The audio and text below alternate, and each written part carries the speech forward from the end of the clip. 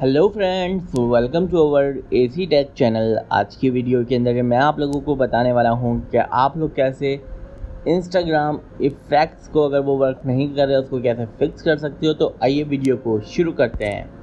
सबसे पहले आप लोगों को ऐप स्टोर या फिर प्ले स्टोर पे आ जाना है एंड देन यहाँ पर आने के बाद आपको सर्च का आइकन दिख रहा होगा राइट डाउन कॉर्नर में। सिंपल आपको इसके ऊपर टैप करना है एंड देन आप लोगों को सर्च के ऊपर टैप करना है एंड देन यहाँ पे आके आप लोगों को सर्च करना है इंस्टाग्राम। और इंस्टाग्राम को सर्च करने के बाद आप लोगों को इंस्टाग्राम की एप्लीकेशन को अपडेट कर लेना है।